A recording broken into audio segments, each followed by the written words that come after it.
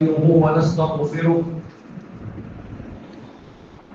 ونعوذ بالله من شرور أنفسنا ومن سيئات أعمالنا. من يهده الله فلا مضل له ومن يضلل فلا هادي له. وأشهد أن لا إله إلا الله وحده لا شريك له وأشهد أن محمدا عبده ورسوله. أما بعد فإن خير الحديث كتاب الله وخير الهدي هدي محمد صلى الله عليه وسلم وشر الأمور محدثاتها وكل محدثة بدعة وكل بدعة ضلالة وكل ضلالة في النار. أعوذ بالله السميع العليم من الشيطان الرجيم. بسم الله الرحمن الرحيم. اقرأ باسم ربك الذي خلق. علماء کرام، بزرگان دین، نوجوان ساتھیوں، چھوٹے پیارے معصوم بچوں،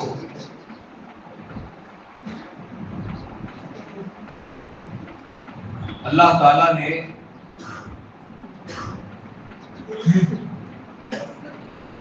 قرآن کریم میں جو سب سے پہلی آیت نازل فرمائی اور پیارے نبی صلی اللہ علیہ وسلم پر جو سب سے پہلی وحی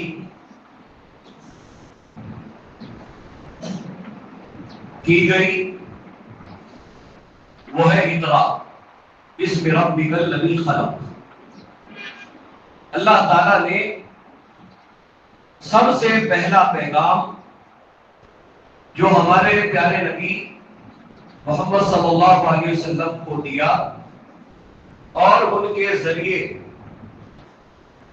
پوری امت کو پہنچایا وہ تھا اقرا بسم ربک الذی خلق. پڑھو اپنے رب کے نام سے جس نے پیدا فرمایا. اللہ تعالیٰ نے ہمیں پڑھنے کا حکم دیا ہے، ہمیں تعلیم حاصل کرنے کا حکم دیا ہے، لیکن ہم اور آپ جانتے ہیں کہ تعلیم کے میدان میں ہم سب سے پیچھے ہیں. اللہ نے ہم کو ہی پڑھنے کا حکم دیا کہ ہمیں پڑھنا ہے، تعلیم حاصل کرنا ہے، جہالت کے اندھیروں سے نکل کر روشنی کی طرف آنا ہے. لیکن اس کے باوجود بھی ہم سب سے کم پڑھے لکھے لوگ ہیں. ہمیں پڑھنا چاہیے، پڑھنے کا حکم دیا. اور جب ہم پڑھنے کی بات کرتے ہیں تو دیکھا یہ جاتا ہے کہ پڑھنے میں ہم بچوں کو پڑھاتے ہیں، لڑکوں کو پڑھاتے ہیں، لیکن لڑکیوں کو نہیں پڑھاتے. لڑکیوں کو تعلیم نہیں دیتے. لڑکیاں تعلیم حاصل نہیں کر پاتی. لڑکیوں کو گاؤں سے لے کر باہر تک پڑھنے کے لیے بھیجنا یہ ہمارے یہاں معیوب سمجھا جاتا ہے، اچھا نہیں جانا جاتا. اس خطبے میں ایک پیغام دینا چاہتا ہوں اور یہ پیغام لڑکیوں کی تعلیم کے حوالے سے کہ لڑکیوں کا پڑھا لکھا ہونا بہت ضروری ہے، اور اس میں بھی خصوصاً لڑکیوں کے پاس، ہماری ماں اور بہنوں کے پاس دینی تعلیم ہو، یہ بہت ضروری، یہ بہت ضروری. کیونکہ ہماری ماں اور بہنوں کے ساتھ بہت سارے مسائل ہیں. ان کی زندگی کے بہت سارے الجھتے ہوئے مسئلے بھی ہیں. ان کی اپنی بہت ساری پریشانیاں بھی ہیں. اب کسی مقام پر اور کسی جگہ پر جہاں پر پڑھی لکھی بچیاں نہ ہوں وہاں عورتوں کو بہت ساری مشکلات کا سامنا کرنا پڑتا ہے. ہم اور آپ دیکھتے ہیں کہ عورتیں خود اپنی زندگی کے تعلق سے جو مسائل ہیں ان میں اگر کوئی عالمہ نہ ہو، پڑھی لکھی کوئی خاتون عورت نہ ہو، تو وہ پھر پوری زندگی ان مسائل کو وہ جان نہیں پاتی۔ ظاہر سی بات ہے، خاتون ہے، ہر خاتون اپنے بچے سے، اپنے شوہر سے، اپنے باپ سے یہ تو نہیں کہے گی کہ آپ جائیے اور میرا فلاں فلاں مسئلہ ہے، مجھے سمجھ میں نہیں آ رہا ہے، روزے کا مسئلہ ہے، حیض کے تعلق سے مسئلہ ہے، فلاں مسئلہ ہے، کہ آپ جا کر کسی عالم سے، مولانا سے آپ پوچھ کر کے ہم کو بتلائیے۔ ایسا بہت کم ہوتا ہے، بہت کم ایسا ہوتا ہے۔ تو خواتین دین کی بنیادی تعلیم سے محروم ہو جاتی ہے، اپنے بہت سارے مسائل وہ جان نہیں پاتی ہے۔ اس لیے بہت ضروری ہے کہ ہمیں اپنی بچیوں کو پڑھانا ہے، اپنی بچیوں کو اعلیٰ اونچی تعلیم دلوانی ہے کہ ہماری بچیاں خوب پڑھی لکھی ہو۔ آج کچھ کے علاقے میں ہم دیکھتے ہیں کہ الحمدللہ لڑکے بہت پڑھے لکھے ہیں، ماشاءاللہ علماء کرام کی اتنی بڑی تعداد ہے اور اتنے علماء ہیں کہ کچھ کے علماء ایک طرف ہو جائے تو پورے گجرات جماعت میں اہل حدیث علماء جو ہے وہ ایک طرف ہو جائے تو بھی کچھ کے علماء زیادہ ہوں گے۔ کچھ میں پڑھے لکھے ہمارے علماء دین جو آپ لوگوں تک دین کی بات پہنچاتے ہیں، دین کی خدمت کرتے ہیں، آپ کے بچوں کو تیار کرتے ہیں، ان کی تعداد بہت زیادہ ہے۔ لیکن دوسری طرف پڑھی لکھی بچیاں عالمہ ان کی تعداد بہت کم ہے، ان کا پڑھا لکھا ہونا بہت ضروری ہے۔ پیارے نبی صلی اللہ علیہ وسلم کے دور میں ہم دیکھتے تھے کہ خواتین کے لیے خصوصی درس کا انتظام ہوا کرتا تھا۔ پیارے نبی صلی اللہ علیہ وسلم خود اپنے جو زندگی کے جو ایام ہیں، روزمرہ کے جو ایام ہیں، اس میں سے نکل کر کے جاتے اور خواتین کو درس دیتے تھے، ان تک ان کی بات پہنچایا کرتے تھے۔ اس زمانے میں خواتین جمعہ کے دن مسجدوں میں آ جایا کرتی تھی، مسجدوں میں آ کر خطبے سنتی تھی اور اس سے بھی وہ اپنی معلومات میں اور اپنی علم ان کا اور بڑھتا تھا۔ لیکن اب ایسا کم ہو گیا ہے۔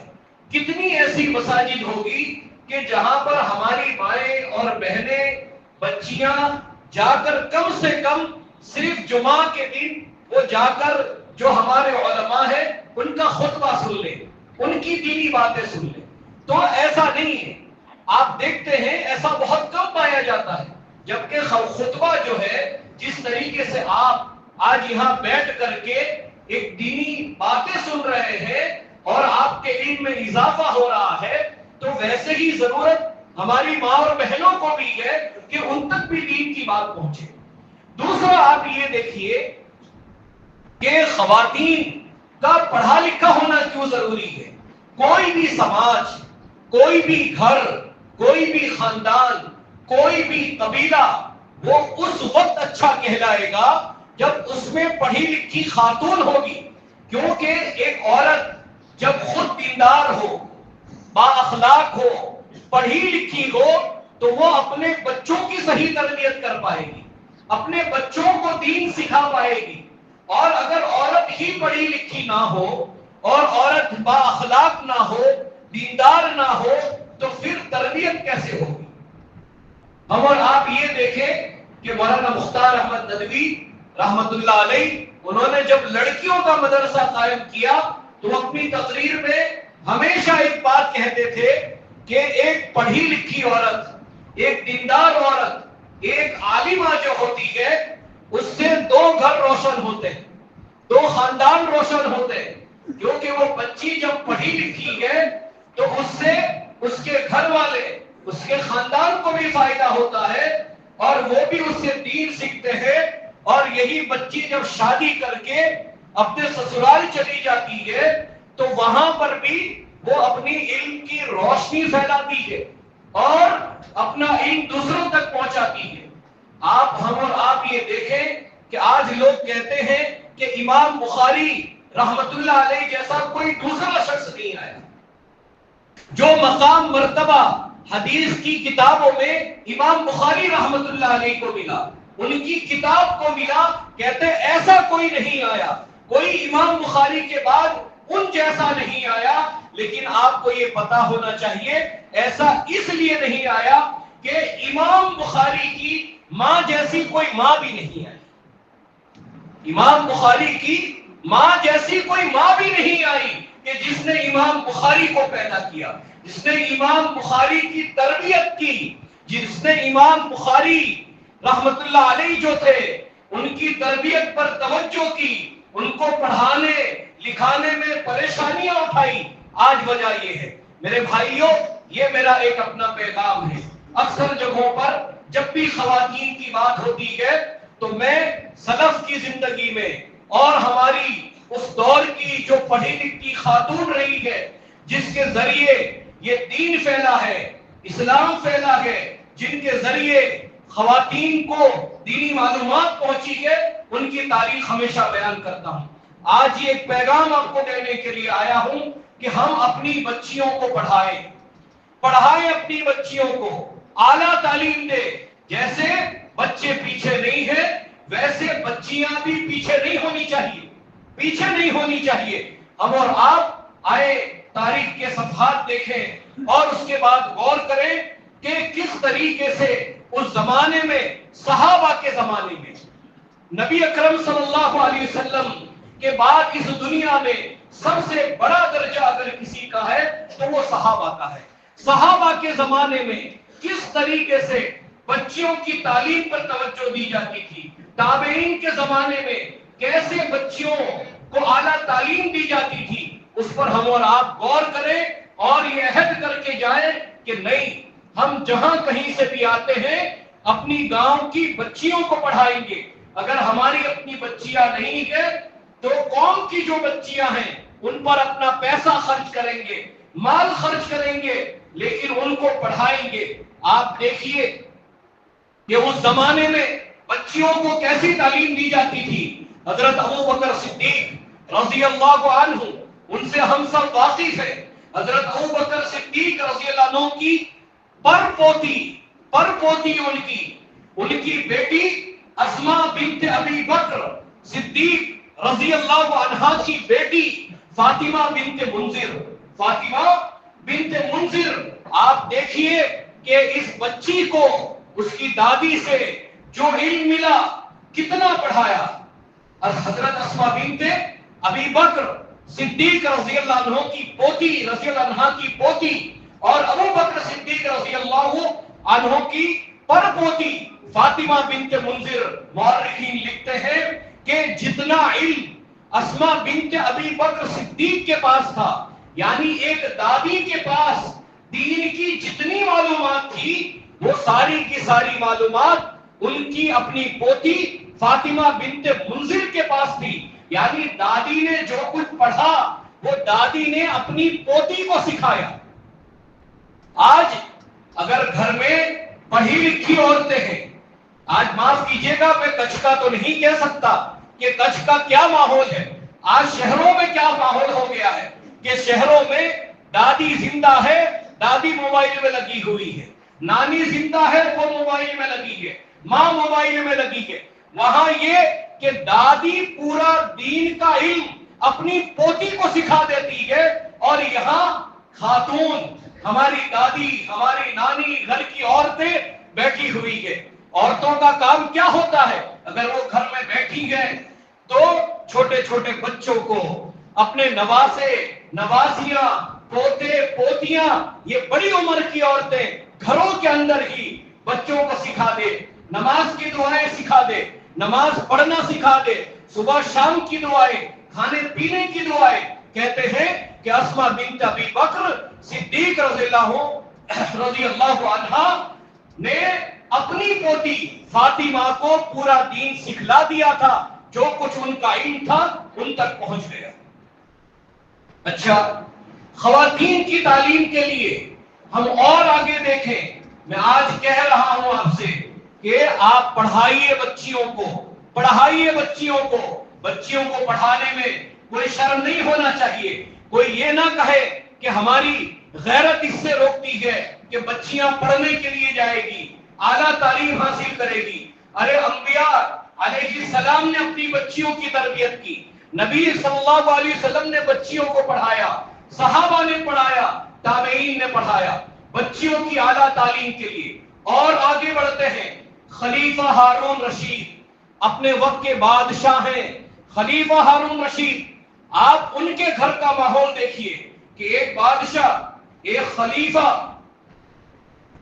خلیفہ ہے، ان کا اپنا ایک محل ہے، اور اس محل کے اندر خلیفہ ہارون رشید کی بیوی زبیدہ بنت جعفر، ایک خلیفہ ان کی بیوی زبیدہ بنت جعفر کہتے ہیں کہ ان کے محل میں 100 نوکرانیاں تھیں، 100 کام کرنے والی عورتیں تھیں، 100 خدمت کرنے والی عورتیں تھیں، لیکن وہ ساری کی ساری 100 عورتیں گھر میں قرآن کریم کو حفظ کرتی تھی، یاد کرتی تھی۔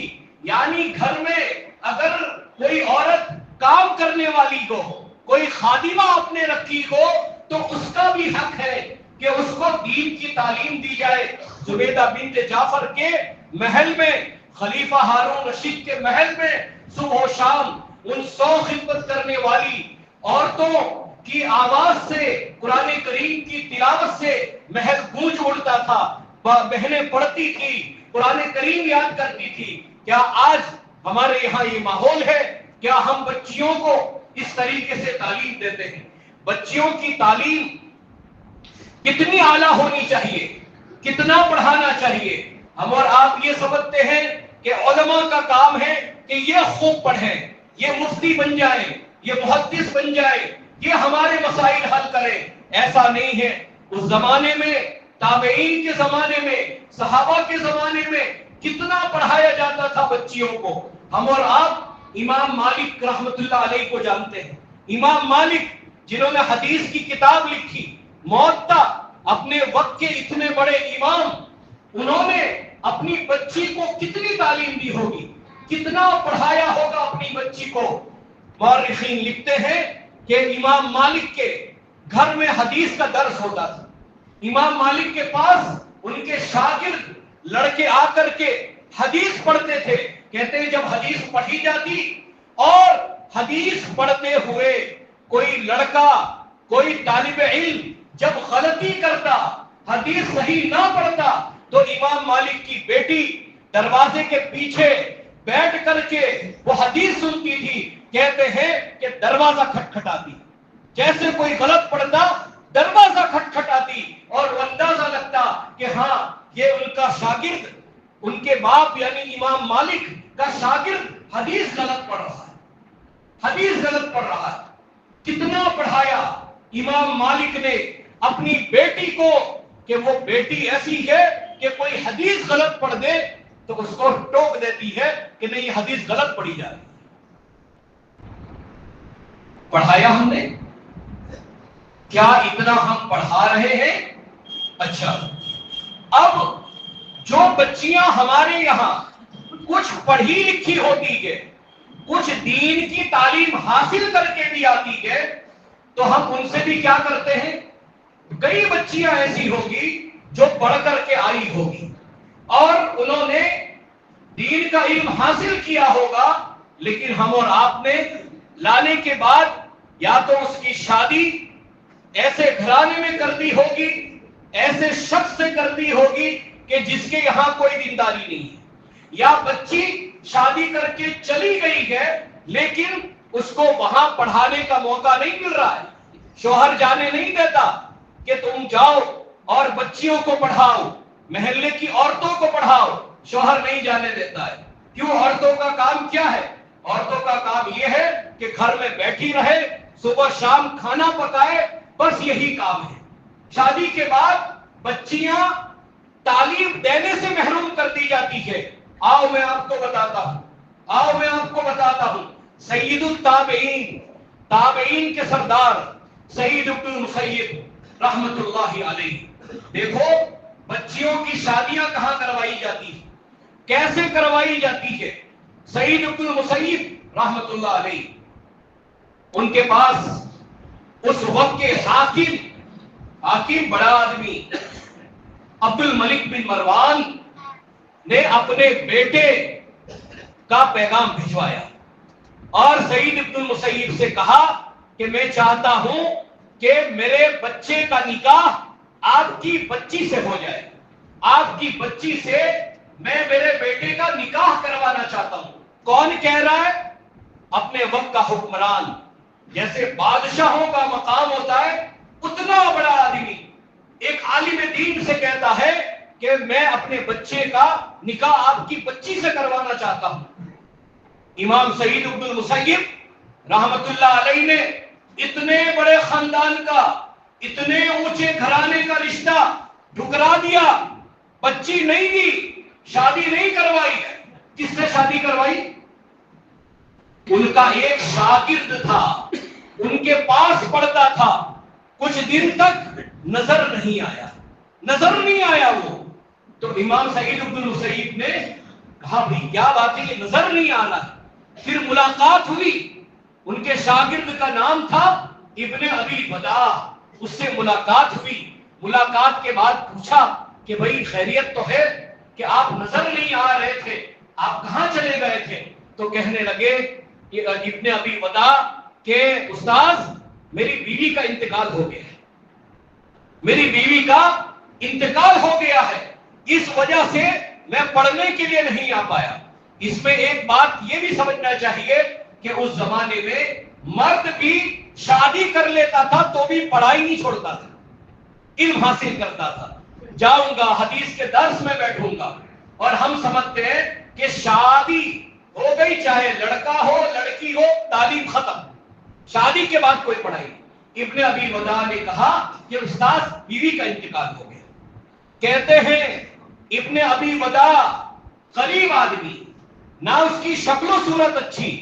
امام ابن ابی ودا جو تھے، سعید ابن المسیب نے اپنی بیٹی کی شادی ان سے کروا دی، اپنی بیٹی کی شادی، کہ یہ میرا شاگرد ہے، اس کی بیوی کا انتقال ہو گیا ہے، میں اس سے تمہارا نکاح کرا دیتا ہوں۔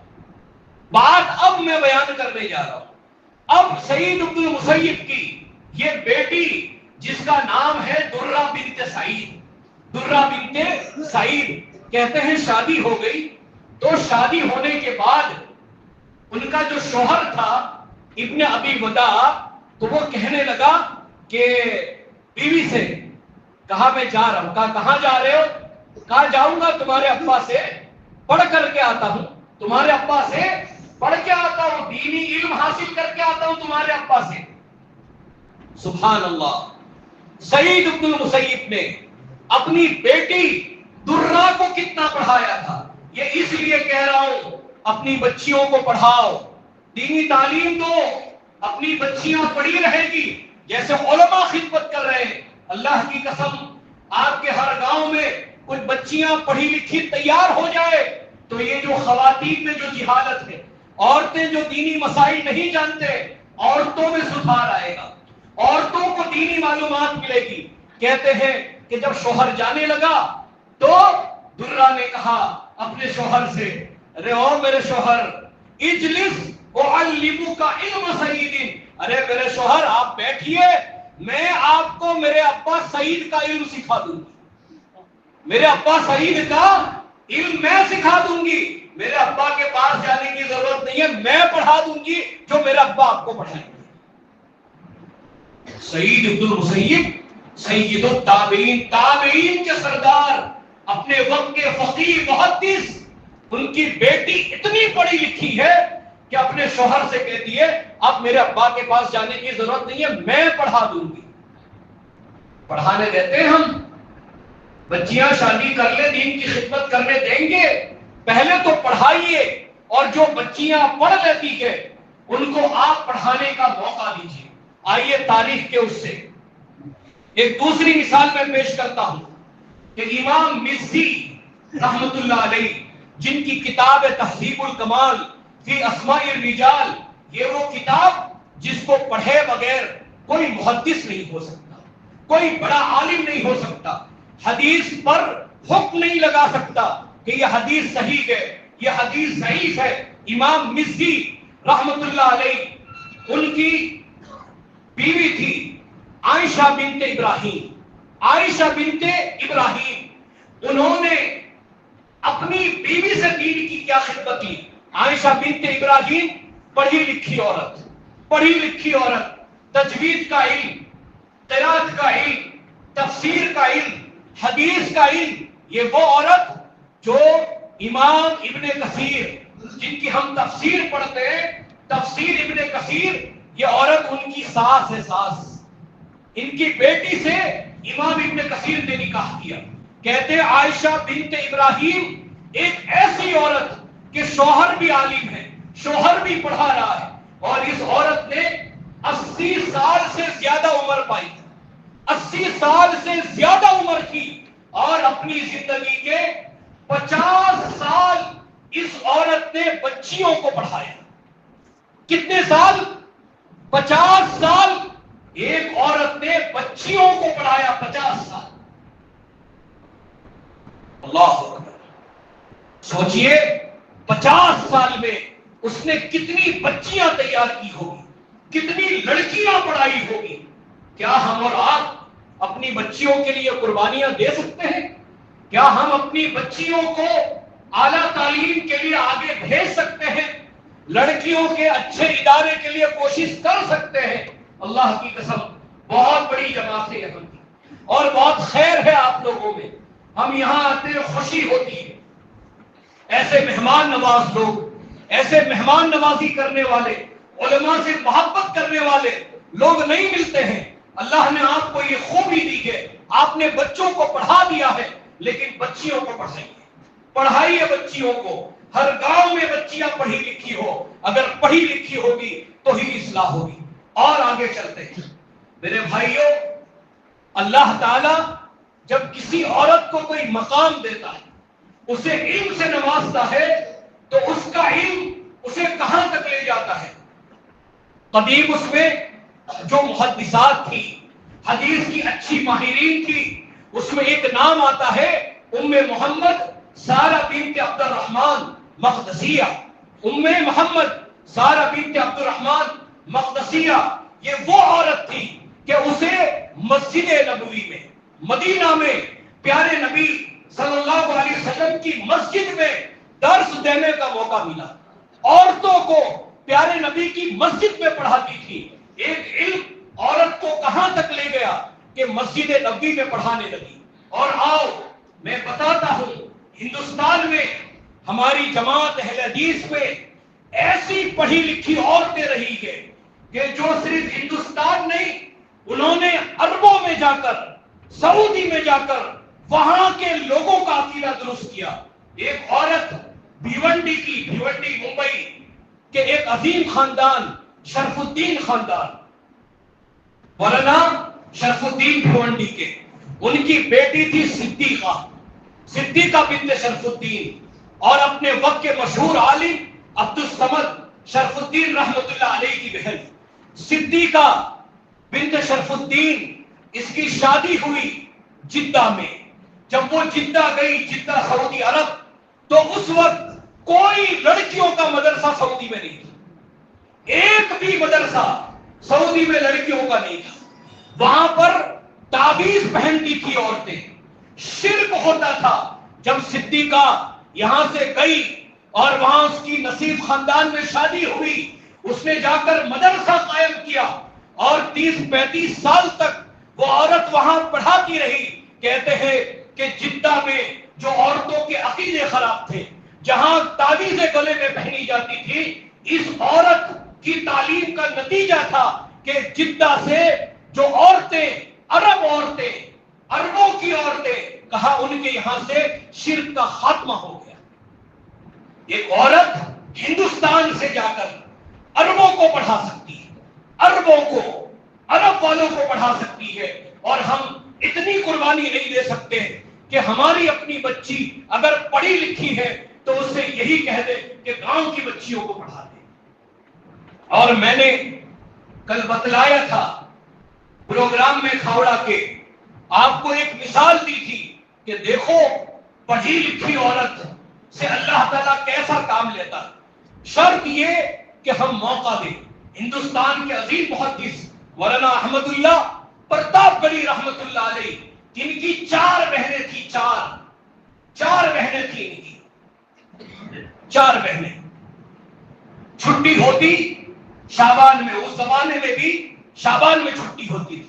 شعبان میں چھٹی ہوئی، شعبان، رمضان اور شوال کے کچھ دن یہ اپنے گھر جاتے، اپنی بہنوں کو، 4 بہنوں کو تقویت الایمان پڑھاتے.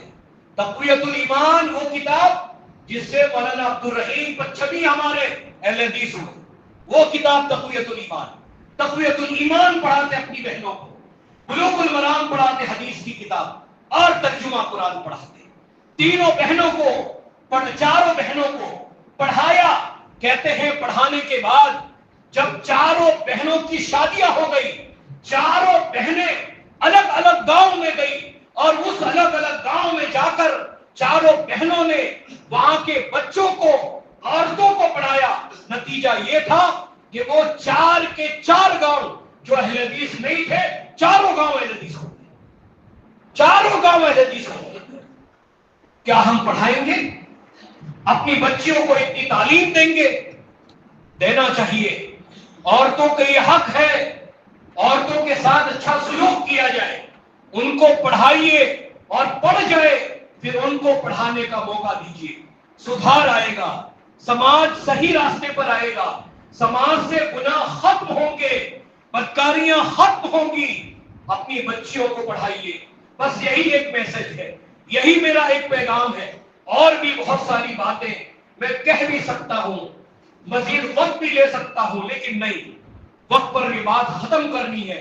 میں گزارش کر رہا ہوں آپ سے کہ آپ نے بچے بہت پڑھائے، علماء بہت بن گئے، بنتے رہے یہ اور بھی پڑھے، لیکن بچیوں کے لیے قربانی دے دو. بچیوں کے لیے ان کو پڑھاؤ، اپنی بچیوں کو اعلیٰ تعلیم دلواؤ. بس یہی میں گزارش کروں گا.